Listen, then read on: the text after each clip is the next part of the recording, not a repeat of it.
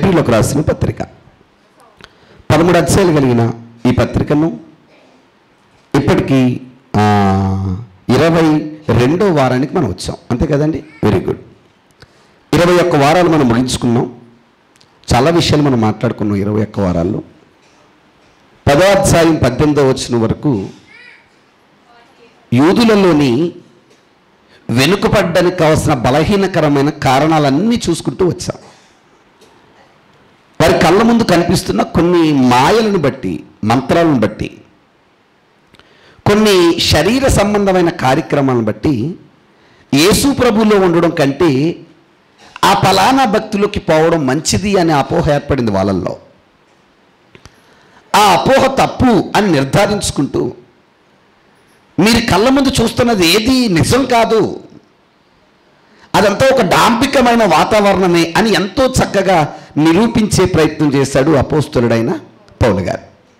ఆ నిరూపణలో భాగంగా అది ఛాయ కానీ నిజం అయితే కాదు అన్నాడు. మరి నిజం ఎక్కడుంది అంటే నిజం క్రీస్తులో ఉంది అన్నాడు. ఎవరిలో ఉందంట? క్రీస్తులో.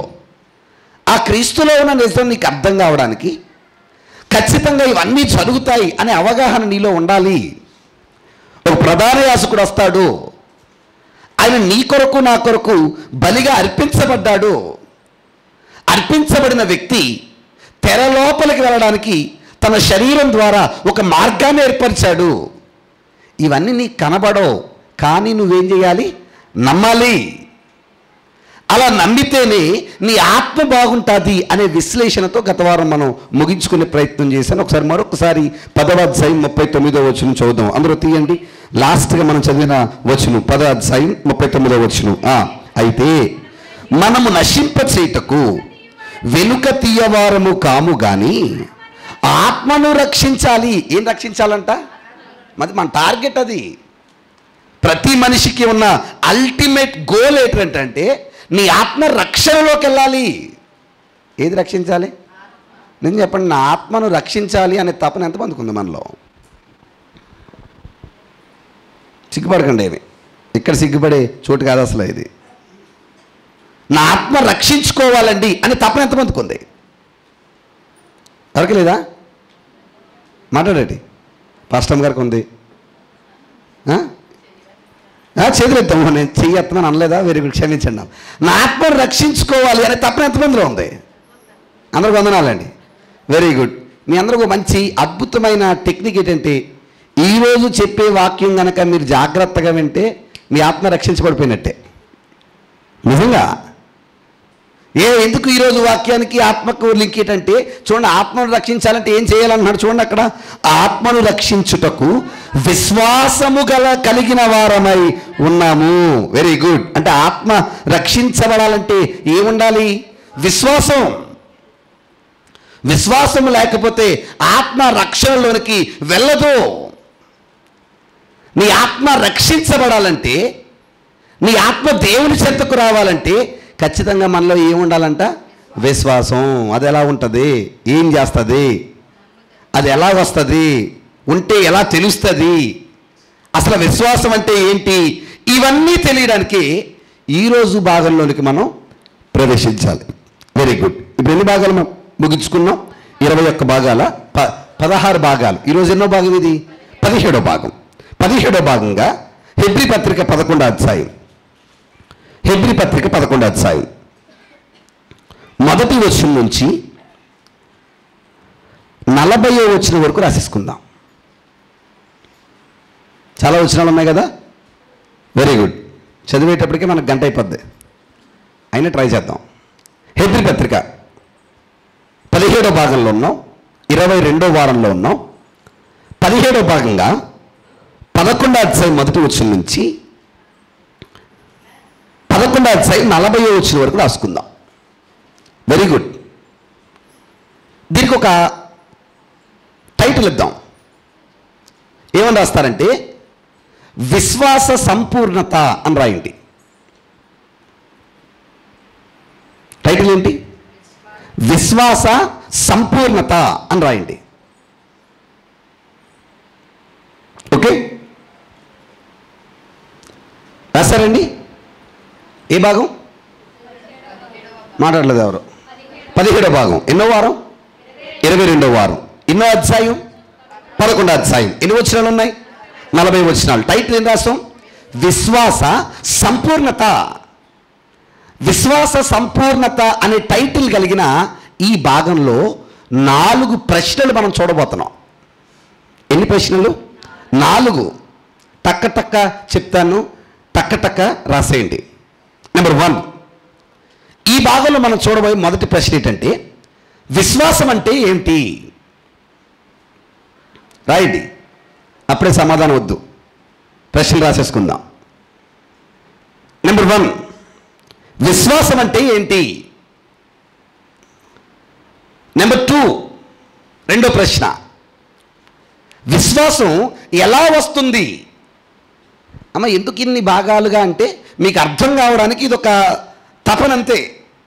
ఏ రకంగా మీకు గుర్తుంటుంది అంటే, చాలామంది రాసుకున్న వాళ్ళు ఉంటారు, కొంతమంది చదువు లేక రాసుకున్న వాళ్ళు ఉండొచ్చు, చదువు వచ్చినా రాసుకుని బ్యాచ్ ఉంటారు, తెలివైన వాళ్ళు నాకలటోళ్ళు. మరి అలాగే కొంతమంది చదవడం రాని వాళ్ళు ఉంటారు. వీళ్ళందరికీ అర్థం కావడానికి ఒక తపన ఇవన్నీ. సో అందుకని మీరందరూ జాగ్రత్తగా వినే ప్రయత్నం చేయండి. 11వ అధ్యాయంలో ఉన్నాం, 17వ భాగం, 22వ వారం. టైటిల్ ఏంటంటే విశ్వాస సంపూర్ణత. దాంట్లో ఎన్ని ప్రశ్నలు చూడబోతున్నాం? 4. నెంబర్ 1, విశ్వాసం అంటే ఏమిటి? నెంబర్ 2, విశ్వాసం ఎలా వస్తుంది? నెంబర్ 3, విశ్వాసం మనలో ఉందని ఎలా తెలుస్తుంది?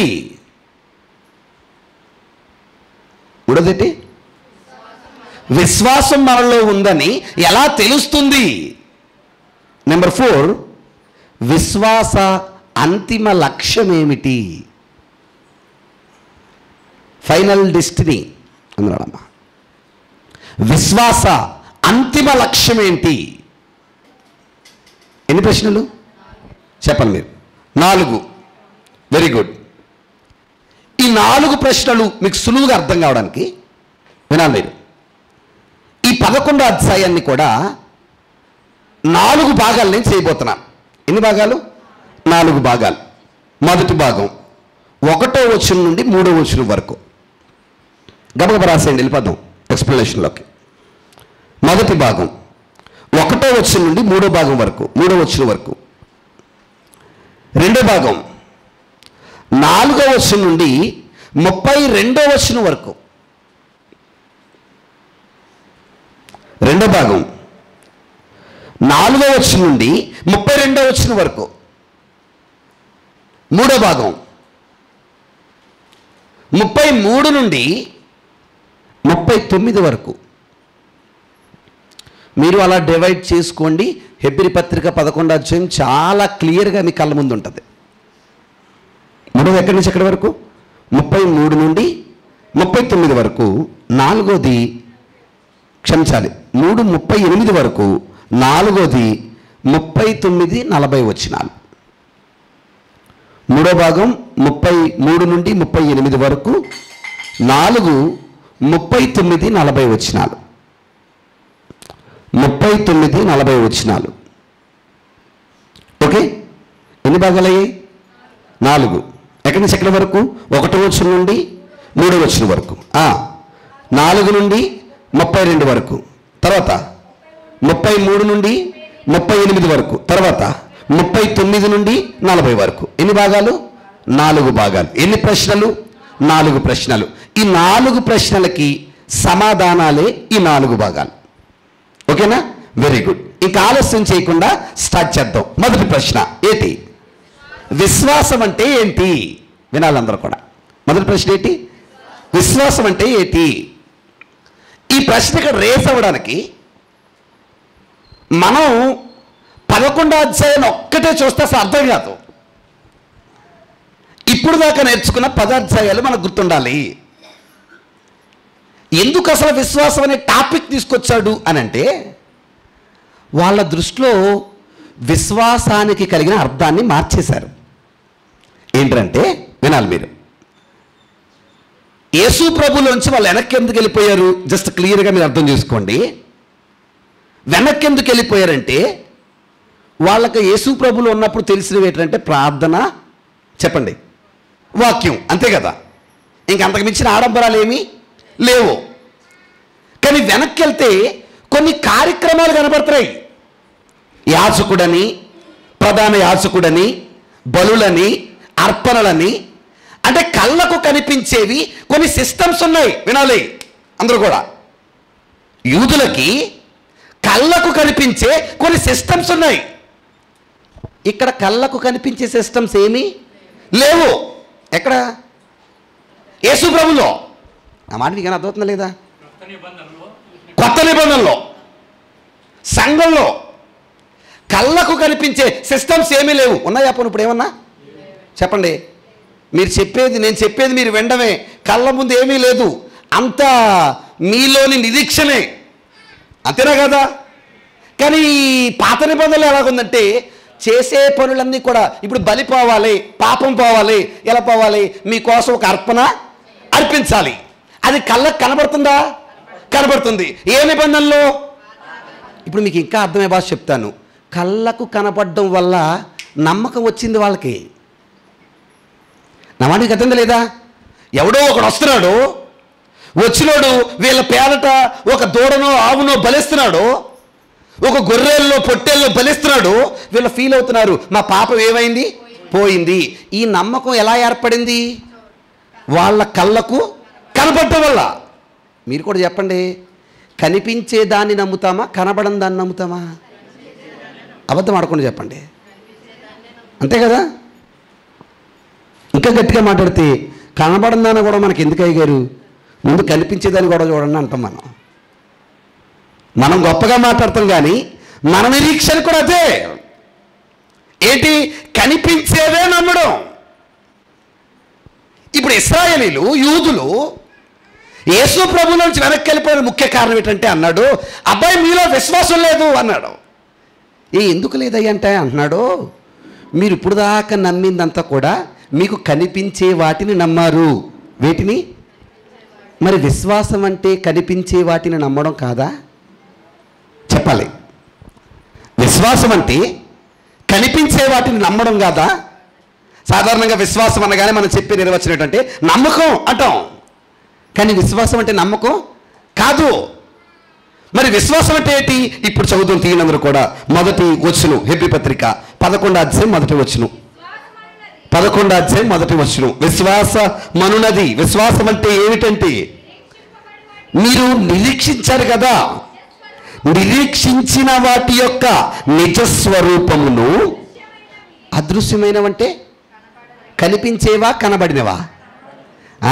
వినాలి మీరు. కనబడనవి ఉన్నవి అనుటకు రుజువు. ఏది? ఏటా రుజువు? వెరీ గుడ్, విశ్వాసం. కనిపించింది ఉంది అన్న నమ్మకం మనలో ఉందంటే ఆ నమ్మకం కలిగించిందేది? చెప్పండి. Very good. అంటే మీరు క్లియర్గా చెప్పండి, విశ్వాసం అంటే కనిపించేది నమ్మడమా, కనిపించింది నమ్మడమా? నా మాట మీకు అర్థమైందా లేదా? విశ్వాసం అంటే చూసిందని నమ్మడం కాదు. మీ కళ్ళ ముందు ఏమీ లేదు, అయినా మీరేం చేయాలి? నమ్మాలి. సాధ్యమా? చెప్పాలి మీరు. సాధ్యమా? మాట్లాడండి. సరే, ఎగ్జాంపుల్ చెప్తాను. మీ కళ్ళ ముందు ఇటుకలు ఉన్నాయి, సిమెంట్ ఉంది, ఇసుక ఉంది, ఓస్ ఉంది, కంకర ఉంది, నీళ్ళు ఉన్నాయి, అద్భుతమైన తాపీ మేస్తులు ఉన్నాయి. ఇప్పుడు మీకు ఇల్లు కడతానన్న నమ్మకం ఉందా లేదా? చెప్పండి. ఉందా లేదా? బంగారంగా ఉంటుంది. ఇంకేం డౌట్ ఉంది? డబ్బులు అంటారా? అడుగుదాం, అప్పు చేద్దాం సూర్యప్రకాష్ గారి దగ్గర. కానీ మొత్తం నమ్మకం ఉంది. ఎందుకంటే మీ కళ్ళ ముందు ఏమున్నాయి? వస్తువులు ఉన్నాయి. Very good. మీ కళ్ళ ముందు ఇటుక లేదు, సిమెంట్ లేదు, కంకర లేదు, ఓస్ లేదు, నీళ్ళు లేవు, మనిషి కూడా లేడు. అయినా నేను ఇల్లు కడతానన్న నమ్మకం మనలో ఉంటుందా? ఎవరన్నా వచ్చి నువ్వు ఇల్లు కడతావన్నావు అనుకో, మనం ఏమంటాం తెలుసా? ఇప్పుడు అవన్నీ అయ్యే పనులేమి కాదులే. ఏం లేక ఏం లేక? నమ్మకం లేక. ఎందుకు లేక? నీ కళ్ళ ముందు ఏమీ నీకు కనిపించక. నా మాట నీకు అర్థం లేదా? అంటే మనిషి తన ఆలోచన స్థాయి ఎక్కడి వరకు పెట్టుకున్నాడంటే కంటికి కనిపించేది మాత్రమే నమ్ముతున్నాడు. ఎవరు చెప్పండి? అమ్మ మీకు కొంచెం చెప్పనా? అందుకే ఈరోజు పొట్టగొడుగుల్లాగా బయట ఏవేవో పెరిగిపోయాయి. ఓ కాయ కొడితే అందులో నీళ్లు తెల్లగా వస్తే, అందులో గుంజు తెల్లగా వస్తే ఈడు మంచి అని అనుకుంటున్నాడు. దేన్ని బట్టి? కళ్ళ ముందు ఏదో చూసిన దాన్ని బట్టి కలిగిన నమ్మకం. అంటే కాయ మంచిగా రాకపోతే ఈడు ఫిక్స్ అనమాట. ఈడు మనసు ఏం కాదు, మంచిది కాదు. ఒక కాయ డిసైడ్ చేస్తుంది ఈడు మనసుని. నా మాటకి అర్థం లేదా? ఒక కొబ్బరికాయ వీడి మనసుని డిజైన్ చేస్తుంది. ఎందుకు అలా అయిపోయావంటే, అలా తయారయ్యావంటే కనిపించే దాన్ని నమ్మడం వల్ల. మరి విశ్వాసం అంటే ఏంటండి అయ్యా అంటే కనబడిన దాన్ని నమ్మడం అంట. దీన్ని నమ్మడం. ఇప్పుడు ఎలా నమ్మగలమయ్యా అంటే ఇప్పుడు ఒక అద్భుతమైన ఎగ్జాంపుల్ చెప్తున్నాడు. ఏంటంటది? దానిని బట్టి పెద్దలు సాక్ష్యము పొందిరి. 3వ వచనం. ప్రపంచములు ఏటవి? ప్రపంచములు అంటే విశ్వం, సృష్టి దేవుని వాక్యము వలన నిర్మాణమైనవని అందును బట్టి దృశ్యమైనది. అంటే కనిపించే సృష్టి కనబడేడు పదార్థములచే నిర్మింపబడలేదనియు విశ్వాసము చేత. మీకు ఆ మాట అర్థమైందో లేదో? ఇందాక నేను చెప్పాను కదా, మన కళ్ళ ముందు చాలా సృష్టి కనబడుతుంది కదా. ఈ సృష్టి అది కూడా కనిపించే పదార్థాలతో చేయలేదంట. ఎవరో? దేవుడు. అవునా కదా? సృష్టి ఎలా చేశాడు? ఇందాకలాగా సిమెంటు, కంకరు, అవునా కదా? భూమికి పునాదులు వేయడానికి ఇవన్నీ పెట్టుకున్నాడా లేదైనా? దేంతో చేశాడు? భూమి కలుగును గాక. ఏం కలిగింది? గాల్లో, శూన్యంలో. నా మాటకి అర్థం లేదా? శూన్యంలో కలిగిన సృష్టి అది. భూమి మీద ఏమీ లేదు. భూమి మీద వృక్షములు, ఫలాలనిచ్చే వృక్షములు కలుగును గాక. దేంతో? మాటతో. కనీసం ఆయన వేసిన విత్తనం కూడా ఏమీ లేదు. ఆ మాటను బట్టి వృక్షం కలిగింది. జీవులు ఏర్పడును గాక. దేంతో? ఆడెవడో అన్నాడు కోతి నుంచి మనిషి వచ్చాడు రా అని. అందరికి వందనాలండి. వందనాలు చెప్పండి. కోతి నుంచి మనిషి వస్తే ఇప్పుడు కోతులన్నీ ఏమవ్వాలి? మరి ఎన్ని కోతులు మనుషుల్లా మారాయి చెప్పండి మీరు నాకు. వీడికి అర్థం కాలేదు. ఒక మనిషి కామం అనేది, ఒక మనిషి రూపం అనేది ఎంత అందంగా ఉంది. ఇది ఎలా తయారైందంటే కనిపించని సృష్టములో నుండి. నా మనకి అర్థమైందా లేదా? ఇప్పుడు మీరు చెప్పండి, ఏమీ లేని దాంట్లోంచి సృష్టిని చేశాడా చేయలేదా? చెప్పండి, చేశాడా చేయలేదా? మీకు ఎలా తెలుసు? చూసారా? మీకు ఎలా తెలుసు? నేను చెప్పానా? మీరు నమ్ముతున్నారా? చెప్పండి. ఏమీ లేని దాంట్లోంచి సృష్టి కలిగిందని మీరు నమ్ముతున్నారా? చెప్పండి. Very good. ఆ నమ్మకం మీలో కలగడానికి కారణమే విశ్వాసం. ఏంటది? విశ్వాసం. అంటే విశ్వాసం అంటే అర్థం ఏంటంటే సింపుల్గా చెప్తాను, ఎక్కువసేపు చెప్పను నేను. సింపుల్ ఒకే మాట గుర్తుంచుకోండి.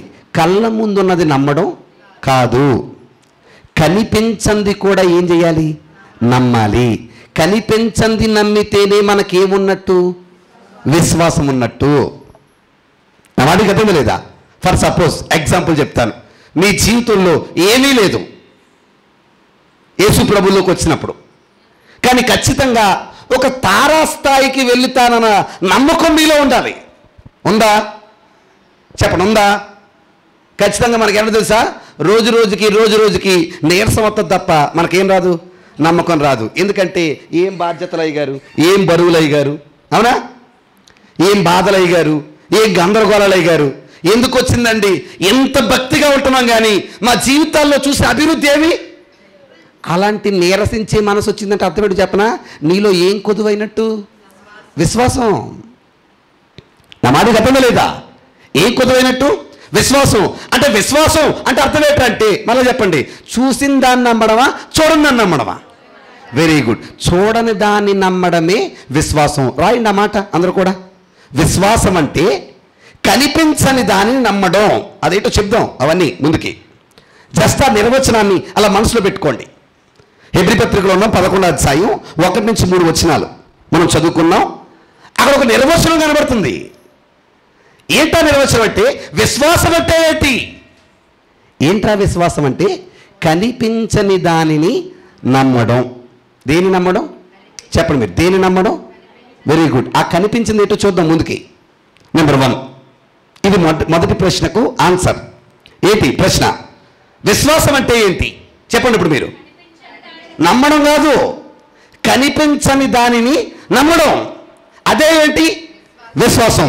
Very good. రెండో ప్రశ్న, చాలా త్వరగా వెళ్తున్నాం, మీరు చెప్పాలి. రెండో ప్రశ్న, విశ్వాసం ఎలా వస్తుంది? ఏది విశ్వాసం ఎలా వస్తుంది? మీరు చెప్పండి. కనిపించిన దాన్ని అదే ఎలా వస్తుంది? నమ్మకం ఎలా వస్తుంది? కనిపించిన దాన్ని నమ్మితే విశ్వాసం వస్తుందండి. అది ఎలా వస్తుంది? ఇది ఉందో చూసారా, ఈ రింగు అందరూ కొందరాను నమ్మారా? అబద్ధాలు చెప్పకండి, నమ్మరా? ఈ రింగ్ ఉందనగానే ఇక్కడ ఏముందని అనుకున్నారు మీరు? నా మాట గతమే లేదా? కానీ ఈ రింగ్ ఉంది కదా అని అన్న మాట మీ హృదయాల్లో నమ్మకాన్ని పుట్టించేయాలి. అలా మీరు నమ్మగలిగినప్పుడే అది విశ్వాసం. నేను మాట్లాడుతున్నాను, అలా చూడని దాన్ని నమ్మేంత నమ్మకం ఎలా వస్తుంది? ఎలా వస్తుంది? మన సూర్యప్రకాష్ గారి ఇంటి నుంచి వెనక్కి వస్తుంటే కాంటోల్ కొట్టు ఉంది కదా, ఆ కొట్టులోకి వెళ్ళి కొనుక్కుంటే వస్తుంది. అవునా కదా? ఎలా వస్తుంది విశ్వాసం? వినడం వల్ల వస్తుందా? ఏం వినడం వల్ల?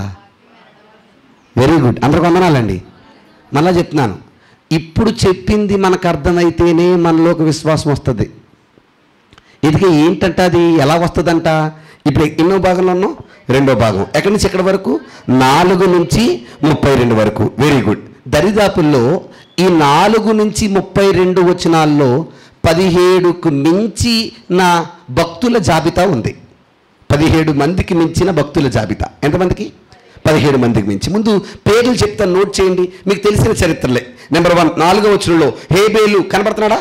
చుట్టేయండి 0. 4వ వచనంలో హేబేలు 0 చుట్టండి. కనబడిందా? Very good. 5వ వచనంలో హానోకు. ఏం చేయాలి? Very good. ఈరోజు పరీక్ష అనమాట, ఎంసెట్. చుట్టూలకి మార్కులు. Very good. 5లో ఏంటి? హానోకు. తర్వాత 7వ వచనంలో నోవాహు. కనబడ్డా? నేను వచనం చెప్తాను చూడండి మీకు. 8వ వచనంలో అబ్రహాము. చూడుతున్నారా? Very good. ఇందిరమ్మ గారు చుట్టట్లేదా? చూసారా? అమ్మ పెన్ను ఉండమ్మా ప్లీజ్, ఇందిరమ్మ గారికి ఎవరైనా. అమ్మ ఇచ్చారా? Very good.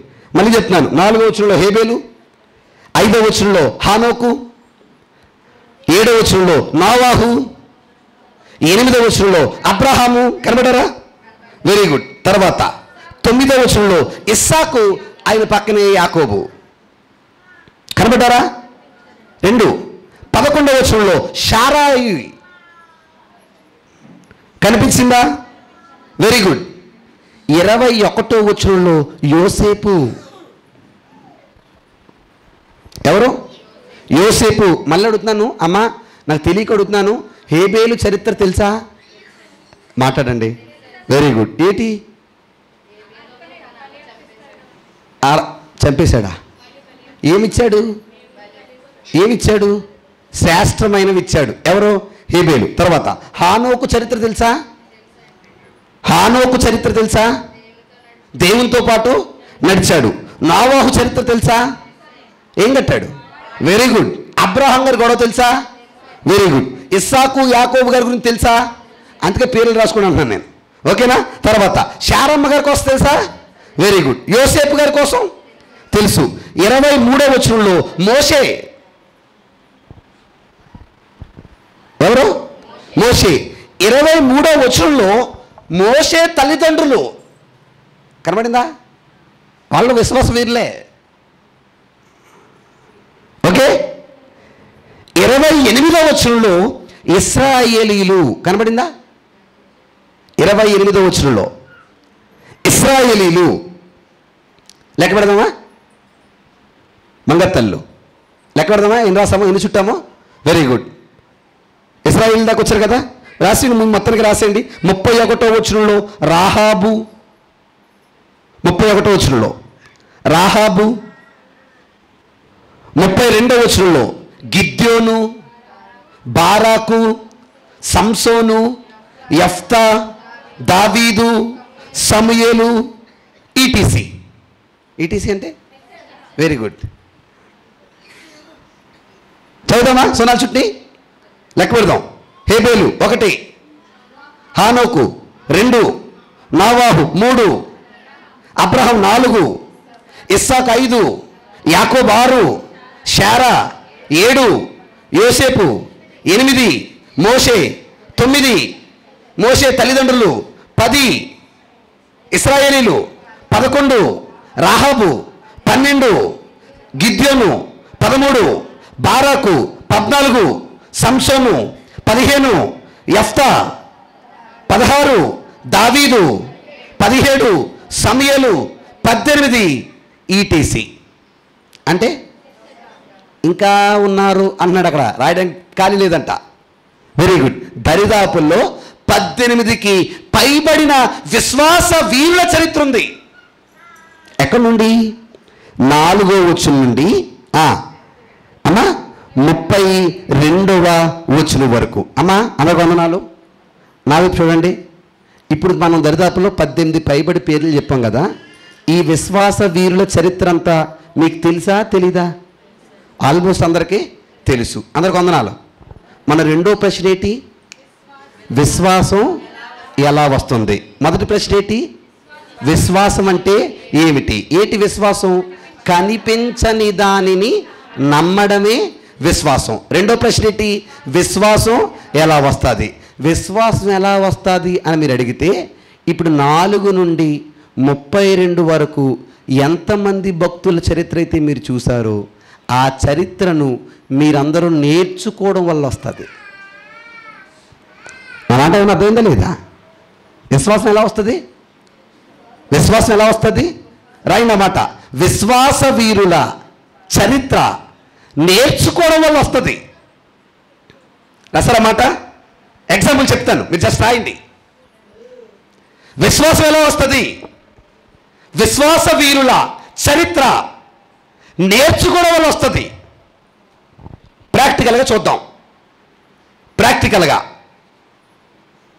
మన జీవితంలో ఏదో కావాలని ఎదురు చూస్తున్నాం. అమ్మ నా వైపు చూడాలి. ఏదో కావాలని ఎదురు చూస్తున్నాం. ఉన్నదాన్ని పోగొట్టుకోకూడదని ఎదురు చూస్తున్నాం. వినాలి. కానీ మన ఎదురు చూపు ఉండగాని మనం ఎంత ఎదురు చూసినా కావాల్సింది మనకి దొరకట్లేదు. ఏం దొరకలేదు? ఎవరికన్నా ఉందా అలాంటిది? కావాల్సింది ఏమైనా ఉన్నాయా? అందరికన్నా ఉన్నాయా? చెప్పండి. అందరికి అన్నీ ఉన్నాయా? ఏమన్నా కావాలా? పెళ్ళిళ్ళు కావాలన్న వాళ్ళు చేతెత్తండి. వద్దా? దానికి సిగ్గుపడతారు మీరు ఎవరెత్తరు. సరే, ఉద్యోగం కావాలన్న వాళ్ళు చేతులెత్తండి. అందరూ సెటిల్డ్ అనమాట. డబ్బులు అన్నా ఇస్తారేమో అనుకోండి. ఇల్లు ఇల్లు ఇల్లు కావాలన్న వాళ్ళు. అమ్మ అందరికి అన్నీ ఉన్నాయా? ఎత్తితే ఎక్కడ తెలిసిపోద్దని మీరు భయపడుతున్నారు. సరే, మీరు ఎన్ని చెప్పినా నేను నమ్మను. ఎందుకంటే ఇక్కడికి వచ్చిన ప్రతి ఒక్కరూ ఏదో కావాలనే, కానీ దానికి సంబంధించిన మెటీరియల్ మీ కళ్ళ ముందేమీ లేదు. కానీ కావాలనే నమ్మకం మీలో పుట్టాలి. ఎలా పుట్టాలంటే, ఫర్ సపోజ్ ఒక ఆయన చరిత్ర మీరు చెప్పండి. Number 1, very good. చూసారా? ఎవరైనా? అబ్రహాము. ఆయనకేం కావాలి? కొడుకు కావాలి. ఎవరికి? అబ్రహాంకి. కావాలన్న ఆశ ఉంది. కళ్ళ ముందు ఆయనకు అనుకూలత లేదు. ముసలోడైపోయాడు, వృద్ధుడైపోయాడు. అబ్రహాం గారు కూడా పక్కన పెట్టండి. శారమ్మ కూడా బహువృద్ధురాలైపోయింది. అమ్మ వినాలి. అక్కడ ఓ మాట అంటాడు, శారా తన శరీర ధర్మాన్ని కోల్పోయిందంట. ఇంక అసలు అవకాశమే లేదు. విషయతోడు చెప్పనా, తనకు పిల్లలు పుట్టడానికి అవకాశం కళ్ళ ముందు లేకపోయినా తనకు పిల్లలు పుడతారన్న నమ్మకం ఉంది. ఎవరికి? అబ్రాహాముకి. మనసులో ఏముండబట్టి? విశ్వాసం ఉండబట్టి. ఏముండబట్టి? విశ్వాసం ఉంటే ఎలా కుదురుతుందండి? అబ్రాహాముకు విశ్వాసం ఉందని మీరు ఎలా డిక్లేర్ చేస్తున్నారండి అని మీరు అడిగితే, ఇప్పుడు ఒక ఎగ్జాంపుల్ చెప్తున్నాను, మీరు బాగా వినండి. ఓ రోజు దేవుడు లేక కొడుకు ఇచ్చాడు. ఎవరికి? అబ్రాహాంకి. ఇచ్చి, మంజు గారు ఇచ్చి, ఆ కుర్రోడు ఎదిగాడు. అమ్మా వినాలి, ఆ కుర్రోడు ఎదిగాడు, మంచి వయసుకు వచ్చాడు, తండ్రితో మాట్లాడే వయసుకు వచ్చాడు. ఎవరు? ఇస్సాకు. ఎవరు? ఇస్సాకు. అమ్మా మనస్ఫూర్తిగా చెప్పండి, కొడుకులు కూతుర్లు కూడా పక్కనెట్టండి. కూతుర్లు అంటే ఇష్టం లేదని నేను అంటలేదు, కూతుర్లంతా కనిపించని ప్రేమ పక్కన పెట్టండి. కొడుకులు మాట్లాడే వయసుకు వచ్చారు, ఎదుగొచ్చారంటే తండ్రికి ఆ కొడుకు మీద ఎంత ఇష్టం ఉంటుంది? చాలా ఇష్టం ఉంటుందా? అలా చెప్తారేటండి. చాలా ఇష్టం ఉంటుందా? చాలా అంటే ఆదిచన్య ఎప్పుడొచ్చినా హుందాగా చక్కగా బట్టలు వేసుకొని రెడీ అయి వస్తారు. ఎవరో? ఆదిత్య గారు. గత రోజుల్లో వాళ్ళ అబ్బాయికి బాగాలేదు, చిన్నోడికి. ఏం పేరు? చిన్ను. మీరు నమ్మనా చెప్పనా, ఆ చిన్ను బాగోలేని రోజులు నేను అనుకున్నాను, అంటే నేను చూసిన దాన్ని బట్టి చెప్తున్నాను, కనీసం అద్దంలో ఆయన ముఖాన్ని కూడా ఆయన చూసుకుని ఉండవు. మనసంతా ఏంటి? బెంగ. ఎవరికి బాగాలేదు? నా కొడుకు బాగాలేదు. బెంగేనండి? చెప్పండి. ఎందుకా బెంగో తెలుసా? మన కొడుకు మీద మనకున్న ఇష్టం వల్ల. వాడికి పైకి తల్లిదండ్రులు కఠినంగా ఉంటారు, కానీ పిల్లలకి చిన్నది వచ్చినా ప్రాణం విలవిల్లాడిపోద్దండి. నా బుర్ర బాగాలేదు అని ఫోన్ చేశాను మా డాడీకి నేను. అమ్మా వినండి, నా బుర్ర బాగాలేదని నేను ఫోన్ చేయగానే నాకు తిరిగి ఫోన్ వచ్చింది మరలా 10 నిమిషాలకి. నువ్వు వచ్చేయి, పైన నేను రూమ్ ఖాళీ చేస్తాను, నువ్వు ఇక్కడ ఉండు 2 రోజులు, ఇక్కడ ఉండి ఫ్రీ అయ్యి వెళ్ళు అని మా డాడీ ఫోన్ చేశారు. చేసి అన్నారంట, ఆడు బుర్ర బాగాలేదంటున్నాడు, ఏమైందో తెలియదు కనుక్కో అని మా మమ్మీని అన్నారంట. ఇక మా మమ్మీకి చెప్తే మామూలుగా ఉంటుంది, రైలు బండే ఫోన్లు నాకు మొదలెట్టింది. మీ ఆవిడ ఏమైనా ఉందా? ఆరోగ్యం ఏమైనా అయిందా? అదేమైనా అయిందా? ఇదేమైనా అయిందా? 100 ఫోన్లు. నాకు అనిపించింది, ఎందుకంత తపన అంటే వారి బిడ్డ మీద వాళ్ళకున్న ప్రేమ.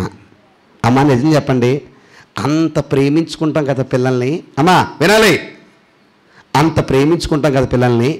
మనం పిల్లల్ని ఎలా ప్రేమించాము, మహానుభావుడు అబ్రాహాం కూడా తన కొడుకుని అలాగే ప్రేమించాడు. ఇంకా చెప్పాలంటే మనకంటే ఒక అడుగు ఎక్కువే ప్రేమించాడు. లేక పుట్టినోడు, వృద్ధాప్యంలో పుట్టినోడు. విచిత్రుడు చెప్పనా, అంత లేక పుట్టిన కొడుకుని ఒకరోజు దేవుడు వచ్చి అన్నాడు, అబ్బాయి నీకు ఒక్కగానొక్క కొడుకుని నాకు ఇచ్చేయి, చంపేయి, నా కోసం ఇచ్చే అన్నొక్కట మాట బాగుంది. నా కోసం అయితే చంపేయి. మనస్ఫూర్తిగా చెప్పండి, అబ్రహాం బాధ కలగలేదా? కలగలేదా? కలిగిందా? మీరు ఆ మాట చదవరండి అసలు. అక్కడ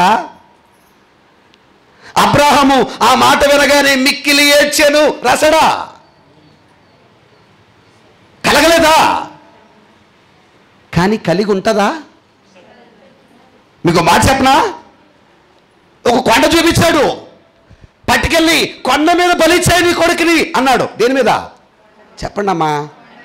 కొండ మీదకి వెళ్ళడానికి, కొండ దగ్గరికి వెళ్ళడానికి ప్రయాణం 3 రోజులు. ఎన్ని రోజులు అమ్మా మీరు చెప్పండి? 3 రోజుల్లో తన చేత్తో తనే తన కొడుకుని నరికేయాలి. ఎవరో? దేవుడు చెప్పాడంటే ఆ పని ఖచ్చితంగా జరుగుతుంది. దాని మేరకు తనే తన చేతులతో తన కొడుకుని నరికేయాలి. ఎవరో? అమ్మ నిజం చెప్పండి, అడుగు పడతాదా? అడుగు పడతాదా? కన్న కొడుకుని చంపాలంటే అసలు అడుగు వస్తుందండి. ఇంకా చెప్పనా, కొండ దాకా బాగానే వెళ్ళుండొచ్చు, కొండ ఎక్కడానికి అబ్రాహాం ఎంత నీరైపోయి ఉంటాడండి మహానుభావుడు. మనసులో ఎంత బాధ, ఎంత ఆవేదన, ఎంత కష్టం. మరికొద్ది నిమిషాల్లో నా కొడుకుని నా చేతులతో నేనే చంపేయాలి. అంత బాధ మనసులో ఉందా అని అడిగితే, అమ్మా అబ్రహాం మనసులో బాధకు మించిన పవర్ ఒకటి ఉంది. వినాలి మీరు. కొడుకును చంపేయడానికి సిద్ధపడ్డావు కదా అబ్రహాము, అలా ఎలా ఇచ్చేసావయ్యా అని అడిగితే అబ్రహాం చెప్పిన మాట అంటే నాకు కళ్ళంట నీరు తిరిగిందండి. ఎలా ఇచ్చావు? ఎలా? ఈరోజు మీరు ఇవ్వగలరా? మనం పాటలు పాడతాం కదా, నా జ్యేష్ఠ కుమారుణ్ణి నేను ఇచ్చేనా? ఇవ్వగలరా చెప్పండి? మాట్లాడేటండి. అలాంటిది తన కొడుకుని చంపేయడానికి ప్రిపేర్ అయిపోయాడు. అసలు ఎలాగయ్యావయ్యా? అంత గుండె రాయిలా ఎలా మారిందయ్యా? నీ బ్రతుకులో ఎలా సాధ్యమయ్యా? అబ్రహాం ఏం చెప్పాడు తెలుసా? తీర్థం తీయండి, ఎబ్రీ పత్రిక చూడాలందరూ కూడా.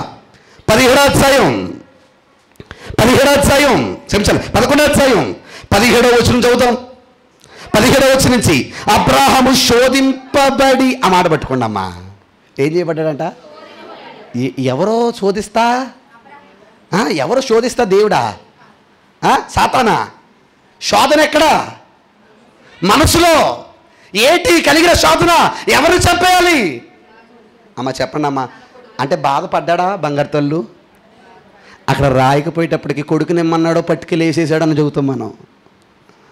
ఎంత శోధనకు వేదనకు గురైపోయాడండి మహానుభావుడు.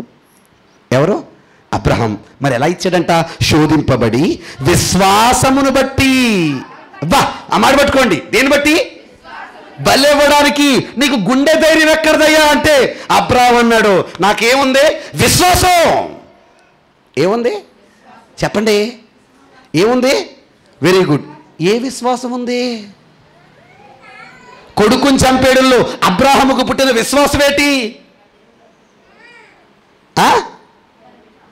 కొడుకుని చంపేడుల్లో అబ్రహాం కలిగిన విశ్వాసం ఏంటి? మళ్ళీ పుడతాడనా? ఏంటి? నేను చెప్పనా?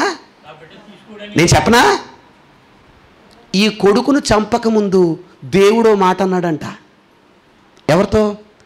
అబ్రహాంతో. ఆ మాట ఏంటంటే, ఓ రోజు శారమ్మ గొడవెట్టింది. అదిగో ఆ ఇష్మాయేలు ఉన్నాడే, అబ్రహాంని ఏడిపించేస్తున్నాడు, వాడిని వాడి తల్లిని గెంటేయ్ అన్నాడు. ఎవరో? శారమ్మ. ఎవరితో? అబ్రహాంతో. ఆ మాట వినగానే చాలా కుమిలిపోయి ఏడుస్తున్నాడు ఈయన. ఎందుకంటే మరి ఆవిడ భార్యే, ఆయన కొడుకే. ఎంతో కుమిలిపోయి ఏడుస్తుంటే ఈలోపు దేవుని వాక్యం వచ్చింది, అబ్రహాము నువ్వు ఏడకు, నీ భార్య చెప్పినట్టే చెయ్యి. అయితే ఒక విషయం మర్చిపోకు, ఇష్మాయేలు వల్ల పుట్టిన వాళ్ళు నీ సంతానం కాదు, ఇస్సాకు వల్లే నీకేం కలుగుతారు? సంతానం కలుగుతారు. ఎక్కడన్నాడు మాట? 21వ అధ్యాయం ఆదికాండం 21వ అధ్యాయం 12వ వచనం 11 నుంచి చదువుదామా? అతని కుమారులు ఆ మాట మిక్కిలి దుఃఖము కలిగించెను. అయితే దేవుడు ఈ చిన్నవాని బట్టి, అంటే ఇష్మాయేలు బట్టి, నీ దాసిని బట్టి నీవు దుఃఖపడవద్దు, శారా నీతో చెప్పు ప్రతి విషయములు ఆమె మాట విను. ఎవరి వల్ల? ఆ మాట పట్టుకోండి. ఎవరి వల్ల? ఇస్సాక వలన అయినదియే నీకు సంతానం. అంటే నీ కొడుక్కి ఇస్సాకు ఎవరు పుడతారు? చెప్పండి, ఎవరు పుడతారు? పిల్లలు పుడతారు. ఈ మాట ఎక్కడ చెప్పాడు? ఏ అధ్యాయంలో? 21వ అధ్యాయంలో. చంపమని అడిగింది ఎప్పుడు? ఎన్నో అధ్యాయంలో? 22వ అధ్యాయంలో. కొడుకుని చంపేమనక ముందే దేవుడు చెప్పిన మాట ఏంటంటే, నీ కొడుకున్నాడే ఇస్సాకు, అతనికి ఎవరు పుడతారు? చెప్పండి, ఎవరు పుడతారు? పిల్లలు పుడతారు. ఇప్పుడు చంపే అన్న మాటనగానే అబ్రహాంకి అదే మాట గుర్తొచ్చిందంట. ఏ మాట? దేవుడు ఏమన్నాడు? నా కొడుక్కి ఎవరు పుడతారన్నారు? పిల్లలు పుడతారన్నాడు కదా. ఖచ్చితంగా నేను చంపేసిన చచ్చిపోయిన బ్రతికిచ్చి మరి నా కొడుక్కి దేవుడు ఏమిస్తాడు? ఆ మాట అన్నాడు. చదవండి ఒకసారి, ఇప్పుడు చదవండి. 11వ అధ్యాయం 17వ వచనం. అబ్రహాము శోధింపబడి విశ్వాసమును బట్టి ఇస్సాకును బలిగా అర్పించెను. ఎవడు ఆ వాగ్దానమును సంతోషముతో అంగీకరించెను. ఎలా అంగీకరించాడంట? నువ్వు చంపే అన్నప్పుడు సంతోషంగా యాక్సెప్ట్ చేశాడంట. ఎందుకయ్యా అంటే, ఇస్సాకు వలనైనది నీ అనబడునని ఎవనితో చెప్పబడినో ముందే చెప్పాడు. ఈ మాట చెప్పాడు. ఆ చెప్పిన మాటను బట్టి ఆ అబ్రాహాము మృతులలో నుండి సైతము లేపుటకు దేవుడు శక్తి గలవాడని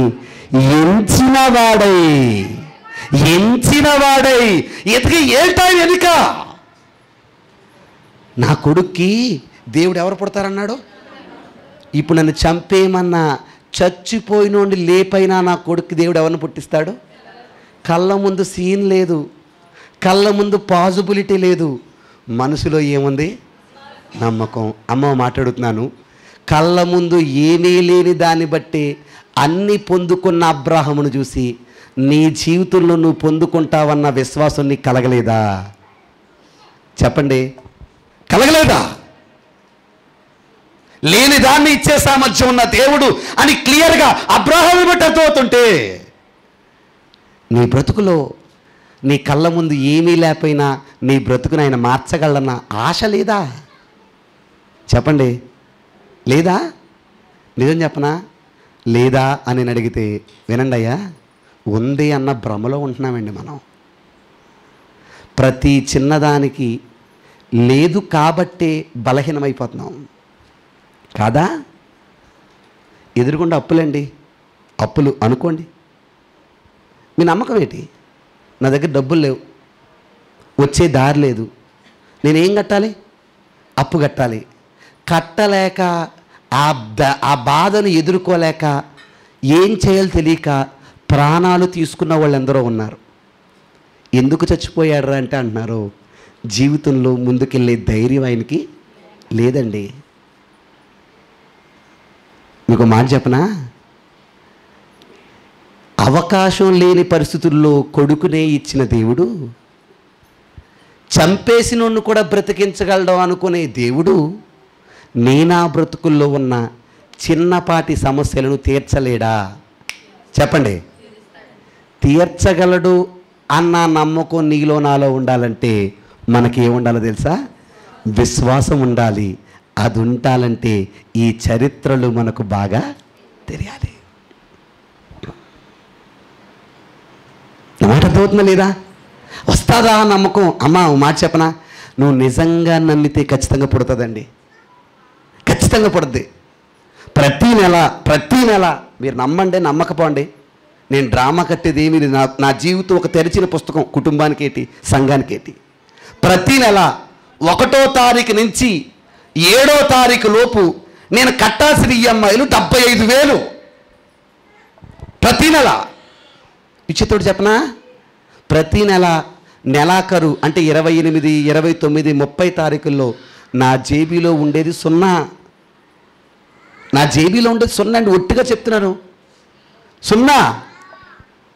గత నెలలో నాకు అనిపించేసింది నేను కట్టలేనేమో, సరే ఏం చేయాలి? ఒకవేళ నేను ఏమన్నా తప్పుకుంటే, తిట్టుకోకుండా ఎలాగని తప్పుకుంటే అంటే అయిపోతే, ఎవరో ఒక ఆయన చెప్పాడు లోన్ పెట్టేటప్పుడు, ఈ లోను కనుక నువ్వు చచ్చిపోతే నీ పిల్లల మీదకి వెళ్దో, అలాంటి పాలసీ ఇవ్వటం చేస్తావా అన్నాడు. చేసే అయితే అన్నాను. అది గుర్తొచ్చింది నాకు. తప్పుకుంటే ఏం క్లియర్? Loan clear. కానీ మరలా ఆ చావు కంటే ముందు నా దేవుడు గుర్తొచ్చాడు. మాటతో సృష్టిని చేసినోడు మాటతో నా బ్రతుకును మార్చడా? చెప్పండి, మార్చడా? మారుస్తాడు. నాకు అవకాశాన్ని ఇవ్వడా? నా జీవితంలో ముందుకు అడుగేసి అనుకూలత ఇవ్వడా? విచిత్రం చెప్పనా, ప్రతీ నెల 1వ తారీఖు నేను వేసి అడుగాలి అటు అడిగానండి. అది ఎలాగో నాకు తెలియదండి, అది ఎలాగో నాకు తెలీదు. ఏ అమ్మో తెలీదు, ఎవరో తెలీదు. నిజంగా చెప్తున్నానండి, ఇప్పటికీ కొంతమంది ఎవరెవరో కూడా తెలియని వాళ్ళు ప్రేమించే ప్రేమ. గత ముందు వేళలో నా భార్యకు చేతం పడలేదు, చాలా నలిగిపోయాను. ఏటి ప్రభు సమస్య ఎలాగుంది అని ఎంతో కుమిలిపోతున్న టైంలో, మీరు నమ్మండి, నేను చెప్పేది అబద్ధమైతే మీరు నమ్మకండి, నిజంగా చెప్తున్నానండి, ఈఎంఐ కట్టాలి రేపే, ఈరోజు లేదు అనుకున్న పరిస్థితుల్లో ఆవిడెవరో నాకు నిజంగా తెలియదండి, ఆవిడ పేరు వచ్చింది హన్నా అని. అయ్యమ్మ బహుశా ఇప్పుడు ఈ వాక్యం వింటదేమో. హన్నా అని పేరు వచ్చిందండి. నాకు ఫోన్ వచ్చిందండి, బ్రదర్ మీ వాక్యం విన్నాను, మీకు నేను కొంత సహాయం చేద్దాం అనుకుంటున్నాను, కానుక పంపిద్దాం అనుకుంటున్నాను, నా కోసం ప్రార్థన చేయండి అంది. నేను అనుకున్నాను కానుక అంటే ఒక 500 1000 రూపాయలు పంపుతారు కదా, అలా ఈ అక్క పంపిందేమో అనుకున్నాను. విచిత్రుడు చెప్పన, అక్షరాల తర్వాత రోజుకు సరిపడా 15,000 రూపాయలు నాకు కానుక పంపింది ఆవిడ. 15,000 రూపాయలు. ఇంకోటేం చెప్పనా అమ్మా, ఇప్పటికీ ఆ అమ్మ ఎవరో నాకు తెలియదు. ఆ అమ్మ నాకు తెలియదండి. నిజంగా చెప్పనా, మీరు ఎలాంటి బాధపడకండి. నా కళ్ళ ముందుండి నన్ను చూసిన మీరే ఎప్పుడు నాకు అంత ఇవ్వలేదు. నిజమండి, నా కళ్ళ ముందుండి నన్ను చూసిన ఇక్కడే కాదు, ఏ ఊర్లో వాళ్ళు అంత ఇవ్వలేదు నాకు. కానీ ఆవిడ ఎవరో నాకు తెలీదు, ఆవిడ రూపం తెలీదు. కానీ ఆవిడ అలా ప్రేరేపించింది ఎవరు? నేను నమ్మినా నా దేవుడు. ఎందుకు ప్రేరేపించావయ్యా అంటున్నాడు. కాకితో పంపానయ్యా భోజనం, నీకు పంపనా? ఉందా నమ్మకం నీ బ్రతుకులో? నా బ్రతుకులో ఫలానా పని జరుగుతుందా? నిరాశతోనే ఆరోగ్యం క్షీణించిపోయి పాడైపోతున్నాం.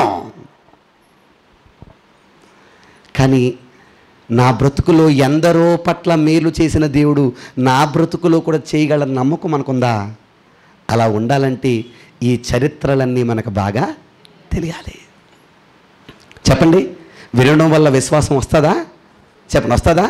ఇప్పుడు నేనే నాకు దేవుడు ఇలా ఇచ్చాడని కానీ మీకు తెలియని ధైర్యం రాలేదు. ఆయన నమ్మితే ఖచ్చితంగా సహాయం చేస్తాడా అనే విశ్వాసం రాలేదు. ఇంకా చెప్పనా, ఆ విశ్వాసం వచ్చిందంటే ఇంకా మనకి ఎదురు లేదు, తిరుగులేదు. కానీ ఒక మాట చెప్పనా, ఆ విశ్వాసంలో ఉన్నవాడు వెనకడిగేసే ప్రసక్తే లేదు. మా అమ్మగారు ఫోన్ చేశారు రాత్రి, బాబు బాగాలేదు కదా, డాడీ చెప్తాను నువ్వు ఆగిపో. నేను అన్నానమ్మా నాకు బాగాలేదు నిజమే, వాక్యం చెప్పకపోతేనే ఇంకా బాగుంది నేను. అది కూడా మా అమ్మగారు ఉన్నారు, అడగండి ఆ మాట అనలేదు. చెప్తేనే ఫ్రీ అవుతాను, నాకు వాక్యం చెప్పడమే ఆరోగ్యం అమ్మా అని నేను చెప్పాను. ఎందుకు చెప్పనా, నేను బాగాలేదని పడుకుంటే నా బ్రతుకులు అది విశ్వాసం కాదు. బాగోకపోయినా నా దేవుడు శక్తినిచ్చి నిలబెట్టి నన్ను మాట్లాడించగలడు అని నేను నమ్మడమే విశ్వాసం. ఈరోజు నువ్వు బాగోపోతే గుడిమానేడు విశ్వాసం కాదు. నీకు బాగోపోతే మనసుతో దిగులుతో బాధతో ఇంట్లో కూర్చోవడం విశ్వాసం కాదు. నీ బ్రతుకులో ఎన్ని బాధలున్నా చిరునవ్వుతో నా దేవుడు నాకు చేయగలన్న గొప్ప నమ్మకం ఉంది. అదే నీ మనసులో ఉన్న విశ్వాసం. ఆ విశ్వాసం ఉందా అని అడిగితే అక్కడ ఏం రాశాడండి, ఆ వాగ్దానం విని అబ్రాహం ఏం చేశాడంట? సంతోషించాడంట. ఏ మాట విని? నీ కొడుకు నాకు చంపేయ్ నా కోసం అన్న మాట వినగానే బాధ కలగాల్సిన తండ్రి మనసులో ఏం పుట్టింది? ఎందుకంటే నా కొడుక్కి బిడ్డలు ఇస్తానని ముందే మాట చెప్పాడు ఆయన. అదేంటది చెప్పండి మీరు, అదేంటది? విశ్వాసం. ఇప్పుడు ఈ విశ్వాసం ఎలా వస్తుంది ఇప్పుడు చెప్పండి? ఏం వినడం వల్ల?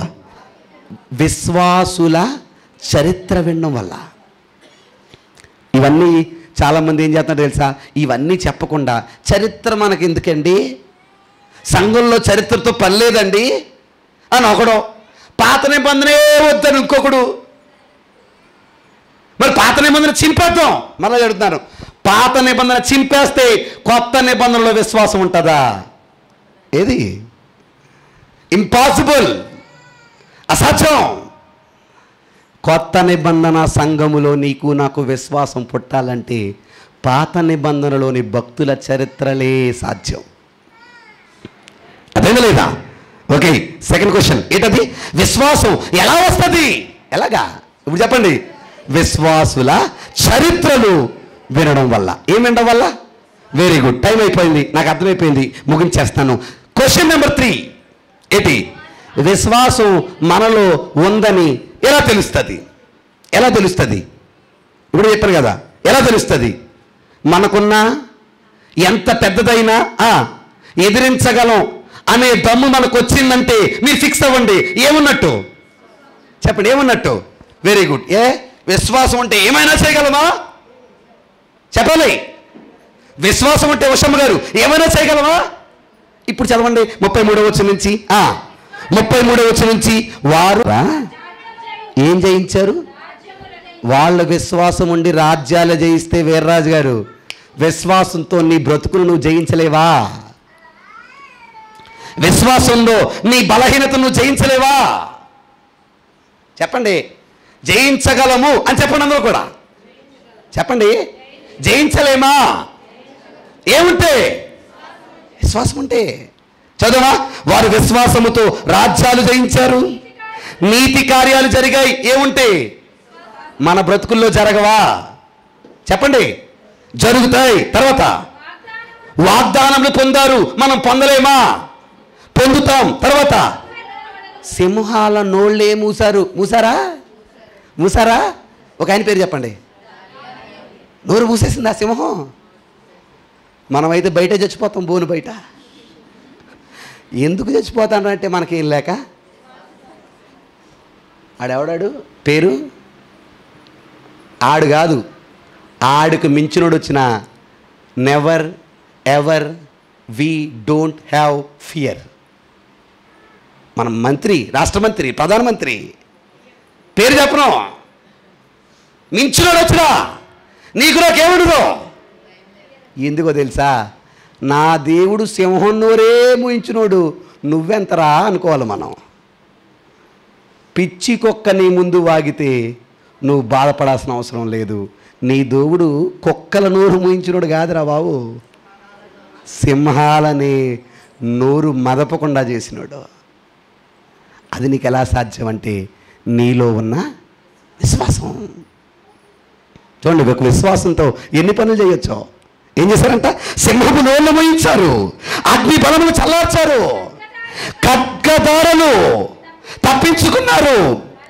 బలహీనులు. ఖడ్గదారులు అంటే తెలుసమ్మా? ఖడ్గదారులు అంటే తెలుసా? ఖడ్గదారులు అంటే ఖడ్గంతో 2 ముక్కలుగా చేర్చబడతామంట. ఖడ్గదారులు ఏం చేయబడ్డారు? తప్పించబడ్డారు. బలహీనులుగా ఉండి బలపరచబడ్డారు. యుద్ధములో పరాక్రమశాలులయ్యారు. అన్యుల సేనలు పారదోలిని, స్త్రీలు మృతులైన తమ వారిని పునరుద్ధానముల వలన మరలా పొందిరి. కొందరైతే మరి శ్రేష్టమైన పునరుద్ధానము పొందగోరి విడుదల పొందనల్లక. అమ్మ ఏం పెట్టబడ్డారు? ఇప్పుడు దాకా అన్నాడు విశ్వాసంతో సింహం నోరు మూయించాడు, విశ్వాసంతో అగ్ని బంధకాలు ఎదిరించారు, విశ్వాసంతో సమస్యలు ఎదిరించారు, విశ్వాసంతో ఎన్నో పరాక్రమశాలులుగా జయించారు. మళ్ళాడుతున్నాను, ఇన్ని చేసినప్పుడు విశ్వాసంతో నీ శత్రువు నిన్ను చూసి విశ్వాసం ఉంటే పారిపోతాడు. నీ సమస్య నిన్ను చూసి విశ్వాసం ఉంటే పారిపోద్ది. నీకున్న ఆపద నిన్ను చూసి విశ్వాసం ఉంటే పారిపోదా? చెప్పండి, పారిపోదా? Very good. అంటే నీ దగ్గరున్న సమస్యను పరిగెట్టించే టాప్ సీక్రెట్ ఏంటో చెప్పండి. ఇప్పుడు విశ్వాసం. ఏంటి విశ్వాసం? నా కళ్ళ ముందు ఏం లేకపోయినా నా దేవుడు చేయగల సామర్థ్యుడు. ఏముంటే? చెప్పండి, ఏముంటే? విశ్వాసం ఉంటే. ఇప్పుడు విశ్వాసం ఉంటే ఇప్పుడు దాకా ఏం చూసాం? బెనిఫిట్ లేక చూసాం. విశ్వాసం ఉన్నవాళ్ళు రాజ్యాలు జయించారు, విశ్వాసం ఉన్నవాళ్ళు నోళ్ళు మోయించారు. అదే కదా విశ్వాసం ఉన్నవాళ్ళు ఇంకేం చేస్తారో తెలుసా? ఇప్పుడు చదవండి 36వ వచనం నుంచి. మరికొందరు ఏంటండి? తిరస్కారములను, కొరడా దెబ్బలను, బంధకములను, ఖైదులు ఏముండి అమ్మా నీ బ్రతుకులో తెలియని సమస్య, బాధ, ఆవేదన నీ బ్రతుకులోకి వచ్చిందన్న కారణం నీలో నాలో ఏముందని? విశ్వాసం ఉందని. మనం ఒక బాధ అనుభవించాలన్నా ఏముండాలంట? చెప్పండి అమ్మా, ఏముండాలంట? ఇప్పుడు సమస్యని చూస్తాం, చూసి గిలగిలాడిపోయి ప్రాణం అంటది. అయ్యగారు, ఈ బాధలు చూడడానిక నన్ను ఆయన ఉంచింది ఎవరు? ఆ మాట నువ్వు అన్నావంటే నీలో నాలో విశ్వాసం లేనట్టే.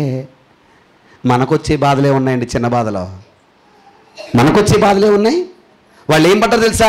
ఖైదీలు చెరసాలలో వేయబడ్డారు, రాళ్లతో కొట్టబడ్డారు, రంపములతో కోయబడ్డారంట. ఎవరో దేంతో కోయబడ్డారు? మీకు తెలుసో తెలీదు? యెషయా అనే ప్రవక్త ఉన్నాడు కదా, తెలుసా మీకు? యెషయా గారిని ఒక రంపముతో 2 ముక్కలుగా మధ్యస్థంగా చీల్చారంట. ఎవరిని? యెషయాని. అలా ఎలా చచ్చిపోయావయ్యా? నేను చచ్చిపోయినా నన్ను బ్రతికించే దేవుడు ఉన్నాడు. అదే ఆయనలో ఉన్న విశ్వాసం. రంపములతో కోయబడ్డారు, తర్వాత ఏంటండి? శోధింపబడ్డారు, ఖడ్గముతో చంపబడ్డారు, గొర్రె చర్మములను మేక చర్మములు వేసుకొని దరిద్రులయుండి శ్రమపడి హింస పొందుచు అడవులలో కొండల మీదను గుహలలోను సొరంగములలోను తిరుగులాడుచు సంచరించిరి. అట్టి వారికి ఈ లోకము యోగ్యమైనది కాదు. ఇన్ని బాధలు పడ్డారు. ఎలా పడ్డారయ్యా అంటే అంటున్నాడు, ఏముండి అమ్మ గుర్తుంచుకోండి, విశ్వాసం ఉంటే సమస్యలు జయించడమే కాదు, సమస్యల్లో కూడా పడతాం. అదైందా? అదైందా లేదా? మనలో విశ్వాసం ఉందని ఎలా తెలుస్తుందంటే సమస్యను ఏం చేయగలం? జయించగలం. అది ఎంతదైనా. మారని నీ భర్తనైనా మార్చగలవు, మారని నీ బిడ్డనైనా మార్చగలవు, మారని నీ కుటుంబానైనా మార్చగలవు, మారని నీ జీవితాన్నైనా మార్చగలవు. ఏముంటే? విశ్వాసం ఉంటే. మార్చడమే కాదు, నీ జీవితంలో బాధను కూడా అనుభవించగలవు. ఏముంటే? విశ్వాసం ఉంటే. ఈరోజు చిన్ని బాధలకి తట్టుకోలేని పరిస్థితులు మనలో ఉన్నాయంటే మీరు చెప్పండి, మనలో ఏం లేనట్టు? అదే లేదా? మీరెవరో వచ్చి ప్రాణాలు పోయే కష్టమైన కళ్ళల్లో చినుకు కూడా మెదలకుండా ధైర్యంగా మనం ఉన్నప్పుడే మనం విశ్వాస వీరులో అవ్వగలం. అదే లేదా మాట? మీకు కొడుకుని చంపేస్తుంటే సంతోషం పుట్టిందంట.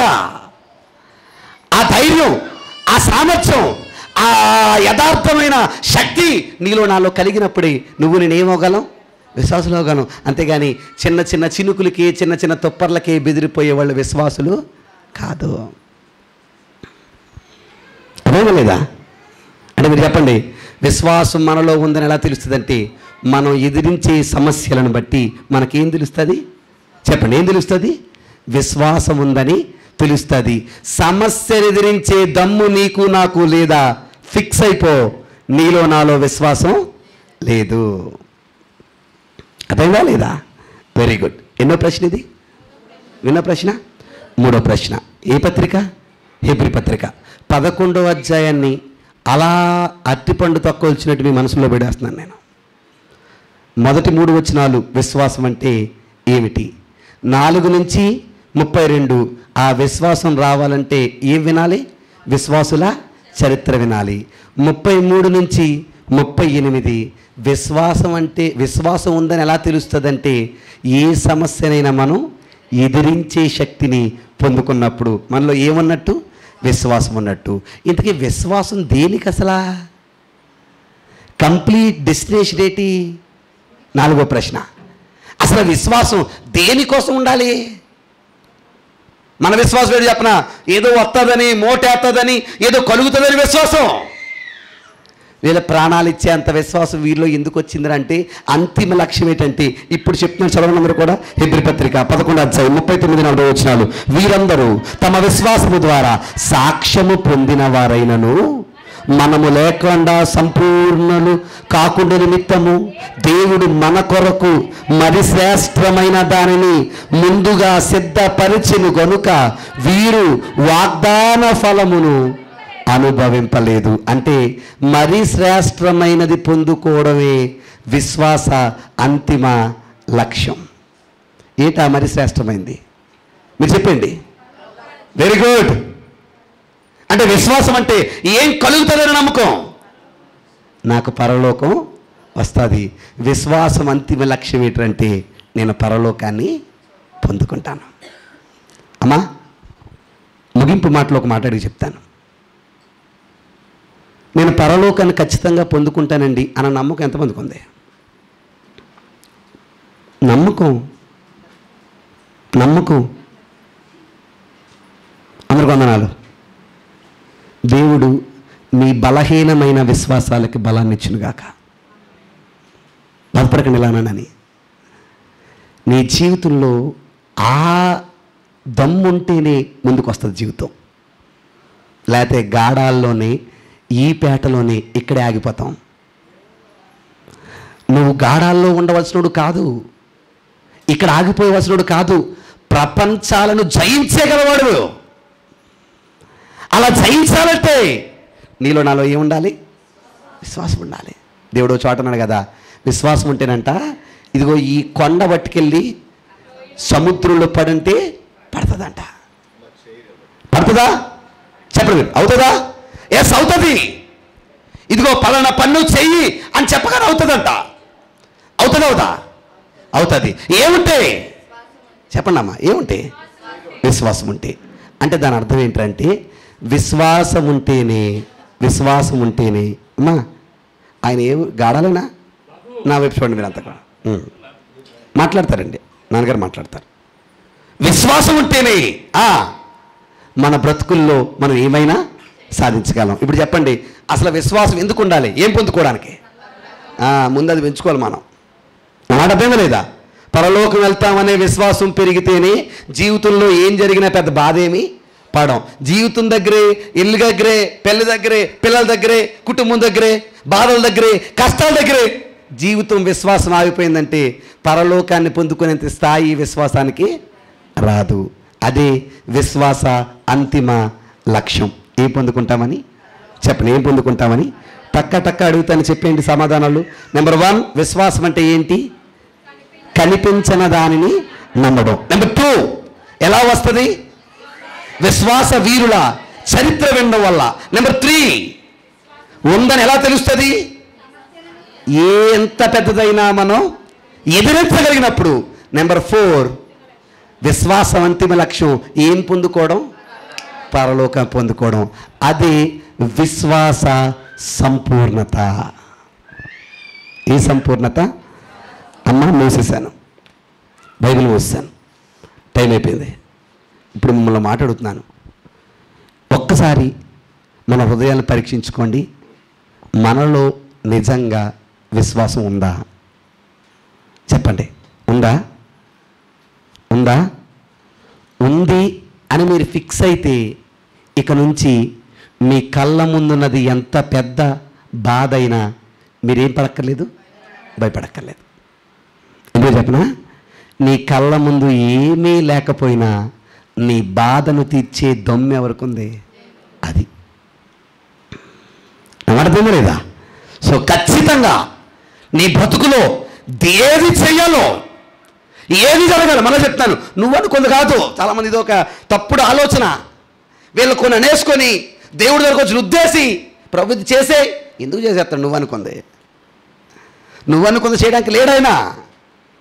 అమ్మ మీరు ఉన్నారు, ఓ మాట్లాడుతుంది చెప్పండి. మీరు పిల్లలు ఉన్న వాళ్ళు ఎంతమంది ఉన్నారు ఇక్కడ? చేతులు ఎత్తున ఒకసారి ముగిచ్చేసాను. పిల్లలు ఉన్నవాళ్ళు వెరీ గుడ్. పిల్లలకి ఏది అవసరమో అది చేస్తారా? వాళ్ళు ఏది అడిగితే చేస్తారా? అవసరం ఏదో అదే చేస్తారా? అడిగింది చేస్తారా? చెప్పండి. వాళ్ళకి ఏది అవసరమో అదే చేస్తావు. అడిగిందల్లా చెయ్యం. ఒకవేళ తప్పుది అడిగితే అది తప్పమ్మా, తప్పు నాన్న, అడగొద్దు అని చెబుతాం. ఒక సామాన్యంగా భూ సంబంధమైన తల్లిదండ్రులుగా నువ్వే అడిగింది చేయకుండా అవసరమైందని చేసినప్పుడు మళ్ళడుతున్నాను, నీ నా జీవితాల్లో మనం అడిగింది చేస్తాడా, మనకు అవసరమైంది చేస్తాడా? Very good. అడిగింది చేయలేదంటే అది నీకు నాకు అవసరం కాదని. అడగకపోయినా నీకు నాకు ఏది అవసరమో ఆయనకు ముందే తెలుసు.